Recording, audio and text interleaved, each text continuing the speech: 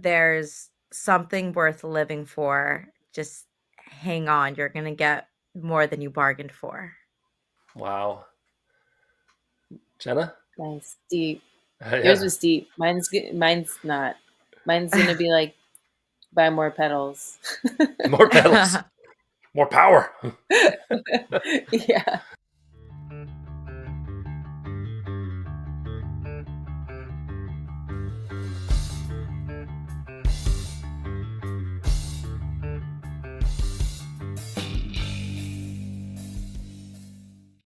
This video is brought to you by Wicked Good Cupcakes. We'll hear more about them later, but for now, let's get on to today's video.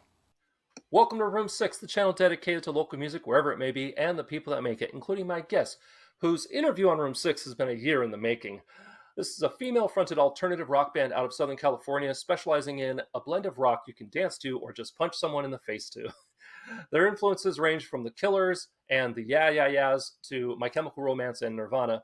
Their new single, Four Horsemen, is out now. Please welcome to the channel, Frequency Within. Say hi. Hi, everybody. Hi. Hi. So, for those of you that don't know who Frequency Within are, thank you for watching. Go ahead and introduce yourselves, tell them who you are and who we're missing from the band. Hi, everybody. My name is Erica, and I am the main vocalist in my band, Frequency Within. We are currently missing the members, Ollie Navarro and John Solis. Yeah. And they play bass and drums respectively. So I'm Jenna and I play guitar in Frequency Within. Now, if you want to be like Frequency Within and be featured on the channel, whether reviewed, interviewed, or both, hit me up using my email address down below or by clicking the Room 6 social media link.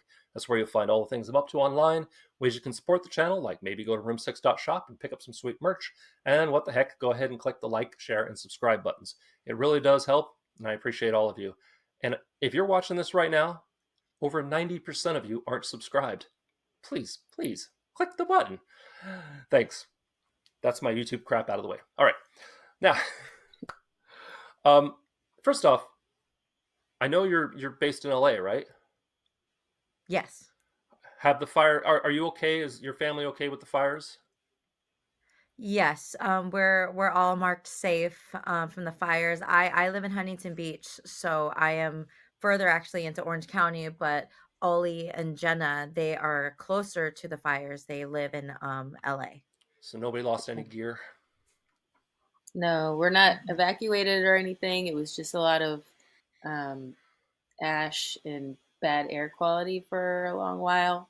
But yeah, we're all good. I'm glad to hear that.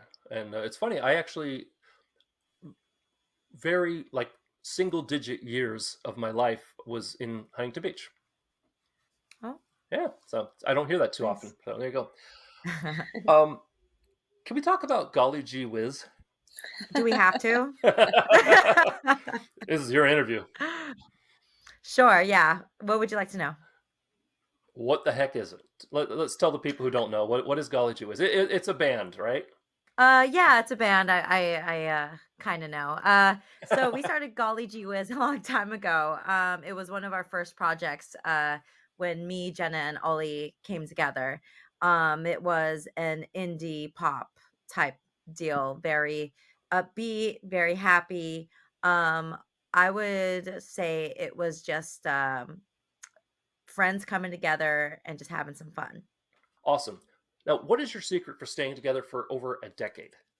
Oh man, that is so funny because I love that question. That's one of my favorite questions people ask because it just what I'm going to drop some knowledge on you. And this is for Bring it. people who are in bands, okay? Being in a band this long is like a marriage. You are going to fall out of love with each other at times. You're going to fight, you're going to bicker, you're not going to agree on everything, but at the end of the day, you got to just give each other a freaking hug and know that hey, we're still all on the same team. You got to date each other, go to restaurants, go to dinners, go have fun with each other, rekindle that fire because that's the only way a relationship works. And we are talking four people in the span that we have to all get along with. Treat it like a marriage. And relationships are tough. They are so tough. And what's going to happen when that freshness and that new feeling and the I'm in love with you and the love bombing goes away? That's where it takes work. That's where the true work comes in to make a marriage last. So you got to treat it the same. You got to have open communication. You have to talk to each other about topics that are tough. If, somebody in the band has a bad habit and you're not vibing with it or don't agree with it, confront them. We talk about it like a family. We talk about it like a marriage, and we move forward. We move together like a unit. And like I said, it just takes work, and nobody wants to put in the work for that. You know, so many amazing bands have split up because the guitarist hates the bassist and the drummer's mad at the singer. Well, bring it into a room, yell at each other, get it out, and then move on from it. You got to be mature, and you just got to treat it, like I said, like a marriage. Why am I reminded of Fleetwood Mac? Mm. But honestly, as someone who's been married over 20 years and been together over 24, it's communication, especially the hard communication, is so important. Nobody likes having those conversations, but there are times where you're like, okay, this is not working. What's going on? How are we going to fix it? And it actually had a couple months ago, had one of those conversations with my wife. So after 20 years, you can still have that. Okay, wait. So yeah, especially with a band, when it's good, it's really good. But when Oh it's yeah, bad, like everybody can tell, it's the bad. audience and everybody. So yeah. All right, cool. So I want to start into one of my more usual interview questions, and you OG Room Sixers, you know what's coming. I want to talk about your earliest musical influences, and by this, I mean, was there a moment where you said, "I want to do that"? Mm. I'm gonna let Jenna take this one. I'll go right after her. You can go after. Batter up. Yeah, I mean, probably listening and watching the Yeah Yeah Yeahs and just seeing all the crazy things that Nick does with the guitar. And I was like, that looks cool. And that's when I kind of got more into like playing with pedals and weird stuff and just being a little more artsy with it. And it really like inspired me to play guitar differently. Nice. I can still remember the first time I got a pedal. It wasn't a tuning pedal. Where Yeah. you started thinking, now I'm going to sound like so and so, but you don't. But yeah. Um, Next. For me, it was when my dad showed me a DVD of Jimi Hendrix at Woodstock. And my dad is a big music lover, so he would listen to everything. But when he showed me that DVD, I was like, look at all those people. Like, this is amazing. Right. So, that is one of, like, my fondest memories, and my dad really, like, sparked that interest because he loves the Rolling Stones, he loves the Bee Gees, he loves Chicago and Hendrix, and I was, surrounded by that type of, those types of musical influences, and, Joan Jett definitely, I was like, "I can do that." So that had a lot to do with, me deciding, "Hey, I wanna do this." Very cool. That actually leads me straight into one of my more personal questions for you, Erica. What's your craziest gig that you've had as a professional photographer? Because on this channel, if there's a review of a live show, it was me taking the Yeah. photos, often in the pit getting beaten up. So, what's your craziest gig that you've had as a professional photographer? Oh my god. Okay, so this was actually as of recent. Um, this band as a professional photographer, right, you said? Hmm. Okay, so there was this band, they're called Slim Freaky. They hired me to go Great name. shoot at they're great. They hired me to go shoot at this venue.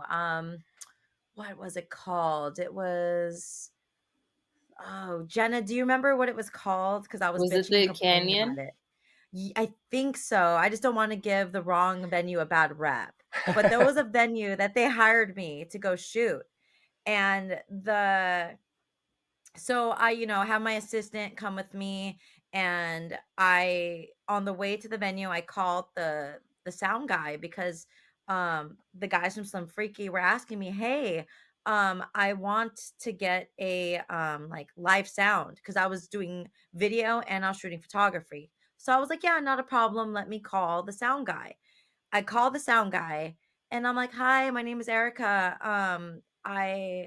I was wondering if I would be able to get the live sound from tonight's gig because my clients, some freaky, want me to put together a video. This is going to be really good for the venue, really good for me." And the sound guy was rude, like off the cuff rude to me. He said no, but I was okay with that, but it was more of I didn't hear him, so I was like, "Okay, so how will I be getting the sound?" And he's like, "Didn't you hear what I said? I said no." And he hung up on me. So I was like, "Oh my god, this is the start." So Right. then me and my assistant get there. I'm setting up my camera gear. Slim Freaky goes up to do their sound check, and I'm taking some shots, testing the light, doing some filming. And the owner comes in, and he is like so rude to me. And he's like, "This is my venue. What are you doing here?" And I was like, "Whoa, whoa, whoa!" Like I introduced myself. I was like, "Hey, my name is Erica. These are the clients. I don't care who your clients are. I don't care who you are." And just goes off of me, right? So I'm like, whoa, whoa, whoa, my bad. Okay. So I'm, killing him with kindness. I'm like, okay, I'm so sorry. I thought the bands, let you know, which the band did. They let him know, but he must have forgot. Right. And so it gets worse. So then he lets me shoot. All right. So I'm on the ground floor. I am photographing the band with me and my assistant. She's second shooter, and the waiters and the waitresses are running into me. They are, running straight into my shoulders. I'm getting pushed around, and Jeez. we're not talking like a bar. We're not talking a this is like a dinner place. This is a really supposed to be a really nice dinner Yeah, place. there's seats and tables, and there's seating Yeah. for everybody. Right. So I've been in mosh pits, I've been in chain reaction, and I love it because I know to expect it and I live for it. It's like, oh, here it comes, I'm gonna get some good shots, but be in the pit. Yeah. Not this case. I was getting pushed around on purpose. They obviously did not want me there. Um, and that was the first and last time I will ever photograph at that place because I've never been so mistreated in my entire life as a photographer. I'm sad to say I have that exact experience. Well, not that exact experience, but I have an experience just like that that put me off of that particular venue, which was known like you want to feel the rock, go to this place, and they had like the bar separated by like a glass wall and doors, so you could actually enjoy the show and not be in the pit. And they, I don't want to go into details. Suffice to say, because I've done a review of the show here on the channel, and of course I did the review a little more glowing than my experience. But when you show up 2 hours before the show because you were invited by the PR person for the opening act, and this is a national tour, they're on tour with this national act supporting them, and I'm sorry, Mhm. international act from Germany, and so it was a big. This was going to be a big show in a small place, and they were not ready. They were like they had lines of people in two different directions, one with tickets and one without tickets, and just yelling at people, "If you got tickets," and blah blah blah. But I get there 2 hours early, and they're like work out in the. They have an outside bar area as well, and they're working on something on the TV or whatever. And I rock up and I say, hey, blah blah blah. I'm supposed to interview, the singer of that band, and he looks at his watch. He goes, "You're 2 hours early. Like show's not for 2 hours. Go away." When I was like, I told you I'm like the press, right? Like I'm going to be doing an interview, right? Like, yeah. And so it went downhill from there. Suffice to Mhm. say, they really tried to shoehorn as many people into a roped off area, and they of course had a narrow little alley for the staff to go between the kitchen and the Uh, bar, and yeah. of course nobody was respecting that narrow little alley, so it was a whole thing. And the second the headliners hit their first note, I basically, I was in the bar area, taking photos through the window because there was no way I was going to make it to the middle of the pit. There was no way I was making it to the front of the stage to get the shots you really want. So yeah, been there, done that, and it sucked because I've played that show. I mean, at that venue more than once, Oh, and Yeah. it was way better. It was, I don't know if they changed the management or what, but that the head of security there ruined it for me, and I almost called mhm. the people I know that have contacts there to be like, hey, I'm never coming back, but I didn't. Mm. I chose to take the higher ground. So that being said, let's switch over to slightly happier topics. Is your family still having talent shows at Christmas? Oh my God. Uh, not anymore. Get that Mine No, used but to reinstated. actually a lot. Mine used to a lot actually. It's funny how you no, know but that. your Yeah. sister now is performing too. Yeah. So My sister is instead a of musician. Oh, Yeah, my nice. sister is a musician. I'm very proud of her. She plays the bass clarinet. She plays the bass. She loves My Chemical Romance. And Doesn't she everybody? actually just right? She just made it into the honor band. This Ooh, girl is very smart with her music theory and can read music sight read very fast. So it runs in the family for sure. nice. I music theory and me are not friends, but I understand the importance of it. So before we move on to some Jenna questions and some other things, I want to hear a quick message from future Josh. So stick around. We'll see you in a minute. And now, a word from our sponsors. Thanks, Past Josh. I love cupcakes. It's a cake you can hold in your hand. Plus, you can fill them with virtually anything, and the toppings could be whatever you like. You know who makes really good cupcakes? Wicked Good Cupcakes, that's who. What started as a way for a mom and daughter to spend time together quickly became a nationwide phenomenon. Their innovative cupcake in a jar idea, first pitched on the TV show Shark Tank for shipping delicious homemade cupcakes nationwide, has made Wicked Good Cupcakes a household name. With decadent flavors and enticing, unique presentation, Wicked Good Cupcakes' delicious, sweet, and fun cupcake jars are a great way to add delight to any occasion. Just for watching this video and for being part of Room 6, for a limited time, you can use my affiliate link down in the description to get free ground shipping on custom 6-packs. Delivering to me here in Nevada, that's a savings of almost 20 bucks. Plus, you'll be helping out the channel. Thanks to Wicked Good Cupcakes for being a sponsor, and let's get back to the show. We're back, and if that sponsor spot interested you at all, please consider clicking the link down below. You'll save some money, I'll make some money, it's a win-win. Now then, before anything else, make sure that you hit those social media links for the band Frequency Within down below so you can find out what all they're up to. I know that they've got a music video coming out. They just got off a tour or some performances where they've got some video that they're working on. So definitely check them out. Now then, Miss Alonso, Jenna, yeah. you're the owner of SoCal Indie Musicians? Yeah, I do artist management and consulting for artists. It started because I'm from SoCal and I started working with artists out here, just help kind of getting their feet off the ground. And then it kind of spread to me starting to help artists, on the East Coast or overseas artists coming here and, just doing a lot more than I initially started with.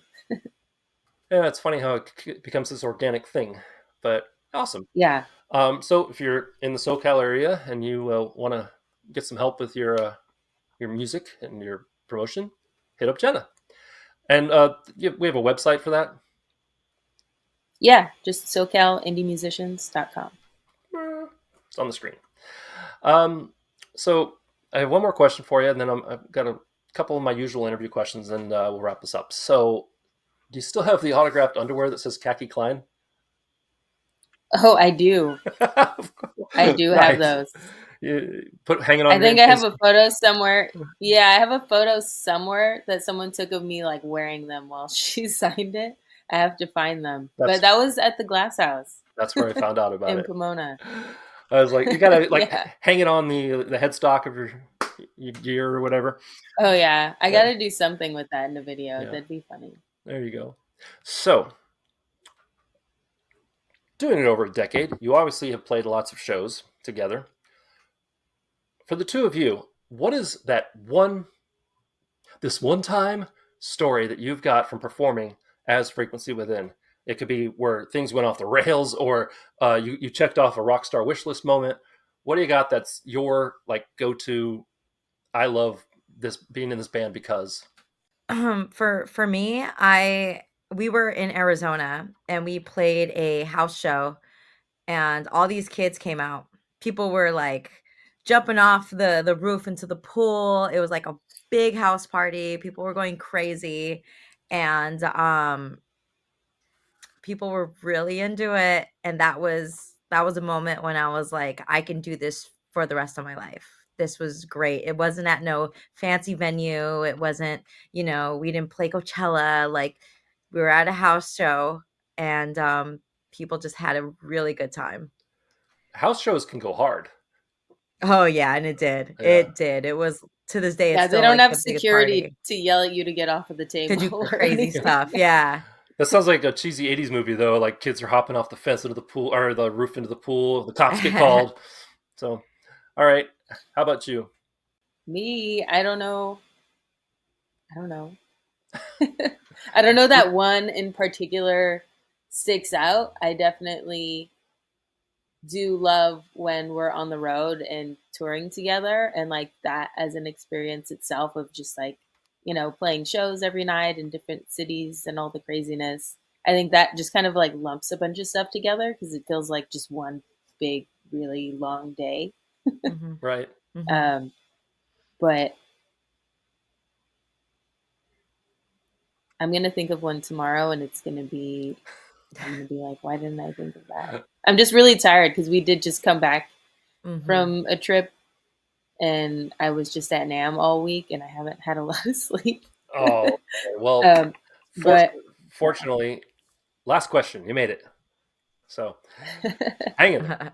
All right. And this is one that all my OG Room Sixers, you know what's coming. I ask this of all my prey. I like to finish off this because I get so many different responses. It's time to jump in our time machine. We're going to circle back to that earliest musical influence question. And we're going to go back and talk to little you, the one that said, I want to do that. And what is one thing that you wish you could have told yourself, hey, you're going to need to know this? And it could be a warning. It could be, hang in there or whatever. And don't say change your strings. If I can go back and talk to my younger self, I would tell her there's something worth living for. Just hang on. You're going to get more than you bargained for. Wow. Jenna? nice, deep. Yeah. Yours was deep. Mine's not. Mine's gonna be like buy more pedals. More pedals. More power. Yeah. Buy more extension cords. Yeah. Yeah, actually, yeah. I honestly would tell myself, like, always have a backup power strip. Never trust the venue. Never trust. Yeah. I've had that more than once where I stepped on, I go to hit the first note and suddenly magically the power is just gone. So that's fun. It did. That happened to us at House of Blues one time. Wow. Long time ago. House of Blues is usually Long pretty time on ago. top of things. Yeah. It was just a showcase like Yeah. forever ago, and Yeah. it happens. Same thing for me. House of Blues in Las Vegas. It was one of those for me. It was one of those. I checked off like 3 things out of my rock star wish list, including playing the House of Blues. But it was the first time I'd ever had a sound person out there and a sound person stage left. Oh yeah. And I could hear everything. I was a singer. I was like, I can hear everything. This is amazing. So right on. Well, thank you very much for watching, and thank you for being on the channel, ladies. And like I said, if you want to know more about them, hit those social media links down below. We're going to take a quick moment here just to collect ourselves, and we'll catch you in the outro. In the meantime, temporarily say goodbye and see you in a minute. I want to thank Jenna and Erica from Frequency Within for coming on the channel. It was a great interview, and I really hope that you'll check them out because their music is awesome. And check out the review I did of them a year ago on the channel. In the meantime, if you want to see more videos like this, please click up here. If you want to subscribe, click over there, and don't forget to ring the bell. And if you want to hear my own music, click over there. And yeah, remember to be amazing, and we'll see you next time on Room 6. Say goodbye. Bye. Thanks for watching. Ba-da-ba-ba-da-ba.